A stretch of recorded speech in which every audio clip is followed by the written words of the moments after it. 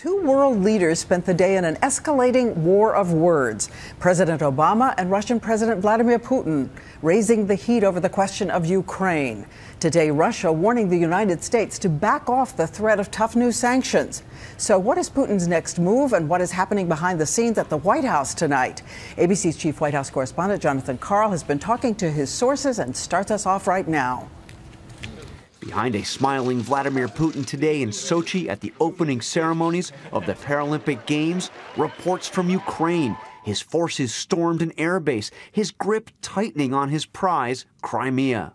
Russia, ignoring pleas to halt its invasion, warned America to back off, saying hasty, poor thought-out steps, including sanctions, would, quote, boomerang against the U.S. itself. President Obama's latest hour-long call to Putin achieved little.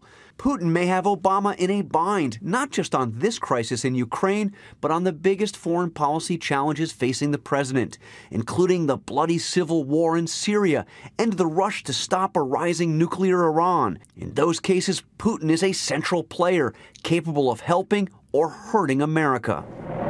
Obama is seeking sanctions for those responsible for Russia's military incursion into Ukraine, but the White House refuses to say whether Putin himself will be targeted. It's not like there's rogue operators in Russia that are doing this. So it sounds to me like you're describing actions that would be taken against President Putin. What I am in fact saying is that the executive order does not name individuals or entities. Do you think Vladimir Putin is responsible for what is going on in Crimea right now? Russia is obviously responsible for its military forces. In fact, one senior U.S. official told ABC News Putin himself will likely not be targeted. President Obama has long worked to improve relations with Putin, but all too often he's been met with cold resistance, vividly on display when the two meet. Just today, Defense Secretary Chuck Hagel asked to see a Pentagon study on trying to read Putin's body language. Its author has said Putin's walking style may provide insight into how he operates.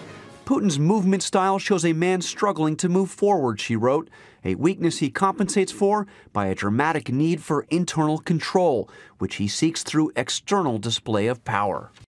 U.S. officials believe there are now 20,000 Russian troops on the ground in Crimea and that number is holding steady. The Russians are dug in, Diane, and they are not backing down. All right, thanks to Jonathan Karl.